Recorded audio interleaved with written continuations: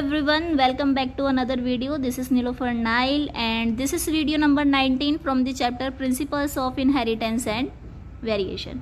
अगर वीडियो पसंद आए तो प्लीज़ गाइज लाइक करें, शेयर करें ज़्यादा से ज़्यादा अपने फ्रेंड्स के साथ एंड चैनल को सब्सक्राइब करें so that you get more videos. Okay, so let get started. जैसे कि लास्ट क्लास में हमने क्या डिस्कस करा था, क्या पढ़ा था हमने, जेनेटिक डिसऑर्डर क्या होते हैं. ठीक है, जेनेटिक डिसऑर्डर पढ़ा था, उसके टाइप्स पढ़े थे. दो तरह के देखने को मिलते हैं, एक तो मेंडेलियन और सेकंड इज क्रोमोसोमल डिसऑर्डर. उसके बाद हमने पढ़ा था क्रोमोसोमल डिसऑर्डर क्या होता है और इसके भी टाइप्स पढ़े थे. ठीक है, एक तो एनीप्लॉइडी होता है और एक पॉलीप्लॉइडी. तो एक बार प्लीज़ गो थ्रू हो जाइए इन वीडियो से, अगर आप डायरेक्ट इस वीडियो पे जंप कर गए so that you have better understanding about today's topic. Okay, आज की जो वीडियो है हमारी फर्दर लिंक होने वाली किससे, एनीप्लॉइडी वाले टॉपिक से. ठीक है, लिंक आपको डिस्क्रिप्शन बॉक्स में मिल जाएगा, उसकी चिंता मत करना. एनीप्लॉइडी क्या होता है एक बार ज़रा आपको बता देते हैं शॉर्टकट में. एनीप्लॉइडी में क्या होता है, जो क्रोमोसोम का नंबर है ना वो इंक्रीज या डिक्रीज कर जाए नॉर्मल नंबर से. जैसे ह्यूमन के अंदर मैंने पूछा क्रोमोसोम का नंबर क्या होता है, आपने बोला 46 क्रोमोसोम होते हैं ह्यूमन के अंदर. ठीक है, अब हर ह्यूमन के अंदर 46 होते हैं ऐसा भी नहीं है, एक्सेप्शनल केस होते हैं बायोलॉजी के अंदर. किसी के अंदर 45 भी देखने को मिल जाते हैं तो 47. तो आप क्या बोलोगे, ये क्या हो गया इन ऑर्गेनिज्म में, एनीप्लॉइडी हो गया. ठीक है, नॉर्मल जो नंबर है उससे कर गए ये डेविएट. ठीक है, जिसकी वजह से इनमें आ जाती है एबनॉर्मलिटी. ठीक है, और इनके अंदर कुछ सिम्टम भी हमें देखने को मिलते हैं डायरेक्टली. तो आज की क्लास में जो एनीप्लॉइडी होती है ह्यूमन के अंदर उसे हम डिटेल में डिस्कस करने वाले हैं. ये आपकी एनसीईआरटी बुक में ही मेंशन है ये डिसीज़. ठीक है, तो हम देखिए मैंने क्रोमोसोम का नंबर आपको ह्यूमन के अंदर कितना बताया था, 46 बताया था, है ना. अब यहाँ देखिए फर्स्ट वाला जो डिसऑर्डर है, जेनेटिक डिसऑर्डर जो एनीप्लॉइडी की वजह से हो गया है, उसका नाम क्या है, डाउन सिंड्रोम. ठीक है, इसमें देखिए क्रोमोसोम का नंबर कितना है, 47, है ना. सेकंड वाला डिसऑर्डर का क्या नाम है, क्लिनीफेल्टर सिंड्रोम. इसमें देखिए क्रोमोसोम का नंबर कितना है, 47. क्या ये नॉर्मल है, आपने बोला बिल्कुल भी नहीं. ठीक है, थर्ड वाला डिसऑर्डर देखिए टर्नर सिंड्रोम. इसमें क्रोमोसोम का नंबर कितना है, 45. ये भी डेविएट कर गया. तो ये जो तीनों डिसीज़ हैं ये किसकी वजह से हो रही है, एनीप्लॉइडी की वजह से हो रही है. मतलब किसी में तो क्रोमोसोम का नंबर इंक्रीज कर गया है, किसी में डिक्रीज कर गया है. अब ये कौन से वाले क्रोमोसोम पे इंक्रीज और डिक्रीज करा है उसकी वजह से ये डिसीज़ के अलग अलग नाम है. ओके, तो समझते हैं इनको एक बार वन बाय वन. ठीक है, सबसे पहले हम देखते हैं डाउन सिंड्रोम क्या होता है. ठीक है, डाउन सिंड्रोम जो डिसीज़ है ये जो है मेल और फीमेल दोनों में ही देखने को मिलती है, कोई सेक्स स्पेसिफिक डिसीज़ नहीं है.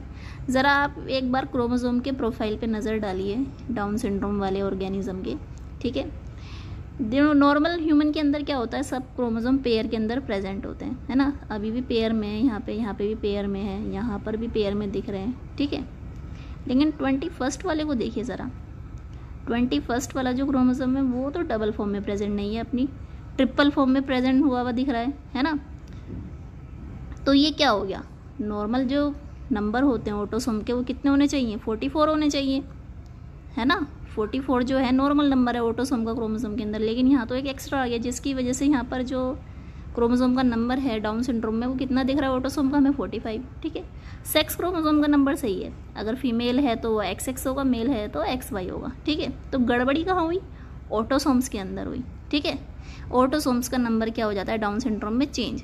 ठीक है, इसलिए यहाँ पर जो अगर आपसे कोई पूछे कि अब ज़रा मुझे क्रोमोसोम का वो रिप्रेजेंटेशन बताओ डाउन सिंड्रोम का क्या होता है, तो आप क्या लिखोगे, 44 ऑटोसोम नहीं लिखोगे, 45 ऑटोसोम लिखोगे, प्लस अगर फीमेल है तो XX और मेल है तो XY. ये तो थी क्रोमोसोम की रिप्रेजेंटेशन. अब जो डाउन सिंड्रोम है ना उसे 21st ट्राइसोमी भी बोलते हैं. क्यों भाई, क्योंकि जो चेंज हुआ है वो कौन से वाले क्रोमोसोम में हुआ है, 21st वाले में, है ना. 21st वाले क्रोमोसोम को अपने डबल फॉर्म में प्रेजेंट होना चाहिए था, बट ये तो यहाँ अपने ट्रिपल फॉर्म में प्रेजेंट है.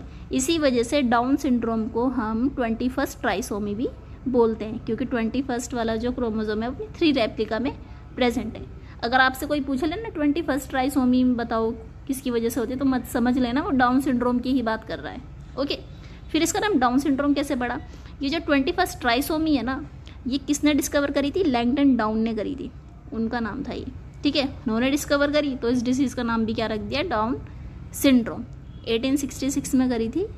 अब ये डाउन सिंड्रोम होने से ह्यूमन बॉडी के अंदर क्या क्या चेंजेस आते हैं वो देखते हैं, सिम्टम. ठीक है, ये तो हमने DNA का प्रोफाइल पूरा देख लिया किस में चेंज हो रहा है, 21 वाले क्रोमोसोम में चेंज हो रहा है, जिसकी वजह से डाउन सिंड्रोम को 21 ट्राइसोमी भी बोल रहे हैं। और आपको ये भी पता चल गया है गड़बड़ी किस में हुई है, ऑटोसोम वाले क्रोमोसोम में हुई है, यानी कि ऑटोसोम के पेयर में गड़बड़ हुई है 21 वाले में। ठीक है, सिम्टम क्या मतलब क्या चेंज देखने को मिलता है, वो ऑर्गेनिज्म डिफरेंट कैसा होता है नॉर्मल को, वो देखिए। ये देखिए बच्चा, हेड जो है फोरहेड वो थोड़ा ब्रॉड होता है, चौड़ा। ठीक है, माथा भी देखिए कितना बड़ा है ना। और जो उनकी आइज़ होती हैं वो मैंगोलियन टाइप होती हैं। ठीक है, थोड़ी ऐसे ऊपर की साइड मैंगोलियन टाइप सी होती है इनकी आइज़। और जो माउथ होता है इनका खुला रहता है और उसमें से सलाइवा बाहर आता है, सलाइवेटेड टंग सी होती है। ठीक है, और जो उनकी नेक होती है वो शॉर्ट होती है। गला घोटने में दिक्कत हुई, जोक था ये। ठीक है, ऐसा कर मत देना। तो नेक जो होती है इनकी शॉर्ट होती है। देख के मतलब इनके फीचर पता चले, डाउन सिंड्रोम जिसको उनके अंदर ये सिम्टम देखने को मिलते ही मिलते हैं, है ना। और जो उनकी हाथ की रेखाएं होती हैं वो काफ़ी डीप होती हैं। रेखाएं तो हमारे हाथों में भी होती है, लेकिन कि डीप क्रेसिस होती है, बहुत ही ज़्यादा गहरी गहरी। हाथ खोल के देखोगे ना तो बहुत गहरी गहरी रेखाएं मिलती हैं देखने को। और मेंटली भी थोड़े वीक होते हैं, थोड़ा लेट रिस्पॉन्स करते हैं, थोड़ा लेट लर्न करते हैं। ठीक है, स्टेरिलिटी भी इंड्यूस हो जाती है। अब देखिए इनका पूरा डीएनए का क्रोमोसोम का वो नंबर ही एबनॉर्मल है, तो आगे इनकी जनरेशन भी एबनॉर्मल ही आएगी। ठीक है, तो इनके अंदर स्टेरिलिटी इंड्यूस हो जाती है, आगे इनकी कोई जनरेशन नहीं आती। और सबसे मेन बात क्या बताई थी, डाउन सिंड्रोम मेल और फीमेल दोनों में ही देखने को मिलता है। तो ये तो था डाउन सिंड्रोम के बारे में। नेक्स्ट डिसीज़ को डिस्कस करते हैं, जिसका नाम क्या है, क्लिनीफेल्टर सिंड्रोम। इसमें भी क्रोमोसोम का नंबर 47 है, लेकिन चेंज किस में आया भाई अब की बार जो चेंज आया है वो सेक्स क्रोमोसोम के कॉम्बिनेशन में चेंज आया है। ठीक है, ये हमें मेल में देखने को मिलती है, फीमेल में नहीं।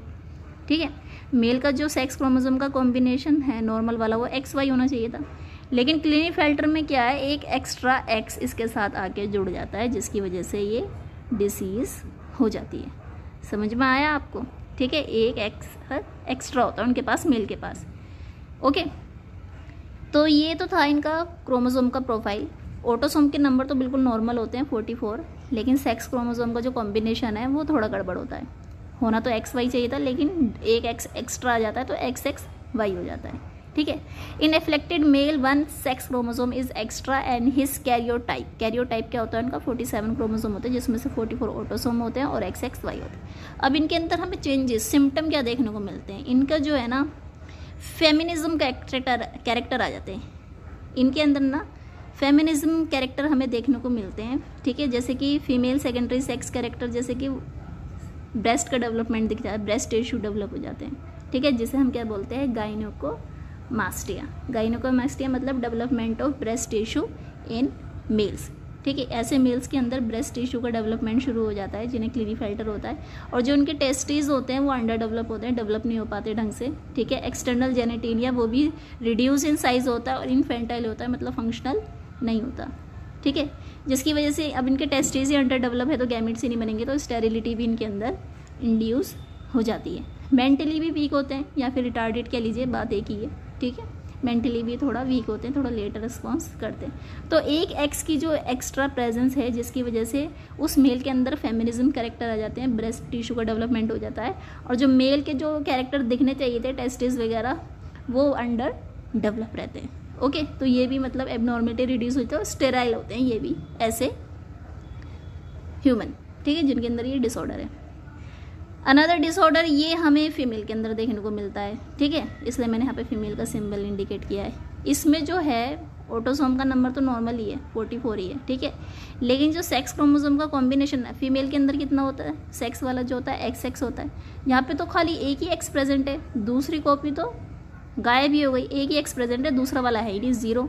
ठीक है, अब वो ऐसी फीमेल बॉन्ड तो हो जाती है, लेकिन वो भी नॉर्मल नहीं होती। ठीक है, इससे अगर आप पूछे टर्नर सिंड्रोम क्या होता है, in affected female 1 sex chromosome is deficient. Deficient मतलब एक सेक्स क्रोमोसोम है ही नहीं यहाँ पे, इसलिए वो 0 लिखा है। ठीक है, डेफिशिएंट होता है, कम होता है, जिसकी वजह से उनका कैरियोटाइप नॉर्मल कितना होना चाहिए था, 46, तो यहाँ पर कितना हो जाता है, 45।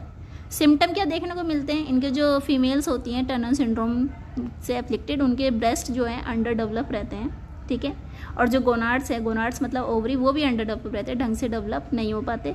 गोनाड डेवलप नहीं होंगे ढंग से तो गैमेट्स नहीं बनेंगे, नो ओव्यूलेशन, नो मेंस्ट्रुएशन नहीं होगा तो स्टेरिलिटी इंड्यूस हो जाएगी। और ये भी मेंटली टर्मोइल होती है, या फिर रिटार्डेड के लीजिए, वीक के लीजिए, इनको भी थोड़ा इंटेलिजेंस इनकी थोड़ी कम होती है, या फिर ये कह लीजिए, ठीक है। सो ये तो 3 हमने डिसऑर्डर डिस्कस करें हैं डिटेल में, अब आपको समझ में आ गया होगा, ठीक है। That's all about today class. Thank you so much for watching and please if you like this video share as much as possible and subscribe my channel, ठीक है, so that I get the motivation, I will make more videos for you. So bye bye, that's all for today. Thank you so much, see you, have a nice